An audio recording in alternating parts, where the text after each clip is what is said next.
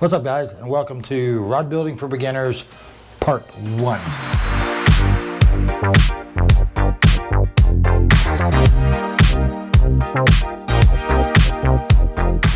In Part 0, I told you that you don't have to have a rod building shop. I told you that you can build it from your living room table from a plastic tote. So what we have here is Nathan's rod shop, because I'm not letting this boy loose in my rod shop. So we had the box. Where's the box? Here's the, grab the mud hole box. Everything came in this box. And we unpacked it and just make sure we had everything. So here we go with Nathan's rod shop. All right, so here's what we got. Let's start with this. First thing coming in the box is instructions. You're gonna need these, but not so much because you're gonna be listening to me and Nathan. So next thing we got. So this is the thread carriage. This is gonna come later. We're gonna need that here. Okay. Keep digging in there, brother. Let's go. Let's go. Sandpaper on a stick. So these are actually reaming tools. And what that means is when we get into making your handles and fitting up your cork or EVA, we're gonna use those. So we'll get into those in a bit. Next thing coming out of the box. So we got a dryer. So once we get, give me the other stand that goes with it. So one of these stands, it doesn't really matter. So once we get the handle built, reel seat on, and we get the guides on the blank, then once we put the epoxy on the thread, on the guides, this is gonna be a lifesaver for you, and you'll see why shortly.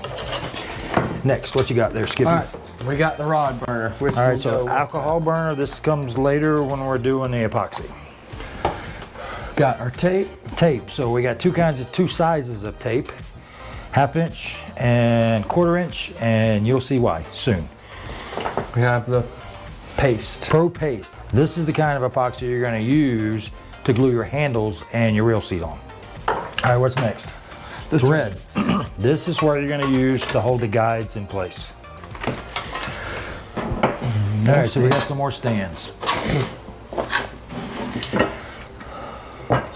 Now, hang on a minute. All right, so when we're going to build your rod, and we get the handle built, and we get the reel seat on, this stand is going to hold your blank like so while we're wrapping the threads around the guides to hold them in place, just so you get an idea. All right, what else you got there, buddy? We got the epoxy next. All right, so this is your 2-part clear epoxy that you use to go over the threads. That's what makes these pretty beads over your thread. You can't feel the threads anymore, or you can do fun, sparkly stuff like that. Scissors. Okay, so these are your thread tools. You got a pair of clippers, you've got a burnishing tool, and you've got a thread pick. Again, we'll get into that later. Next thing would be hot glue. All right, so this is your tip glue.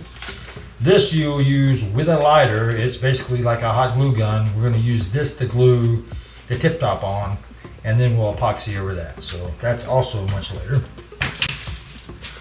All right, shine marker. Shine marker. You're going to use this when we're doing layout for your handles and for your guide placement. What's next? The tape. ×2. Yeah, measuring tape ×2. We're going to use these to do layout of your handles, where you like your trigger on your reel seat, and then the layout of your guide placement. So what we got left in the box there? The last thing we have. If you have seen the video where we gave the rod away, you recognize this container. If you haven't, you got to check that video out. In the small parts box, we got razor blades, which you're going to use often. We got little rubber feet for all of your pieces here. And we've got some little rubber bands, and I'll show you what those do later. I guess that's it. Is that everything in the box? Oh, you got one more. What else you got in your rod shop there? Oh, you got one more sandpaper on a stick. I got sandpaper on a stick, and I have, you have some stickers. That's it for everything that's in the kit, guys. Like I told you before, you don't have to have a dedicated rod building space. This is Nathan's rod shop. It's all going to fit in this plastic tote. We're going to build on this piece of plywood in the garage here, because I'm not letting him in my rod shop. and Amy's not letting him in the house. There's a couple things that you're going to want to do outside, or at least in your garage, that are going to get dusty. I'll tell you what those are as we get to them. But everything else can be done at your dining room table. So thanks for watching. Thanks for hanging out, Nathan. And we'll see you next time.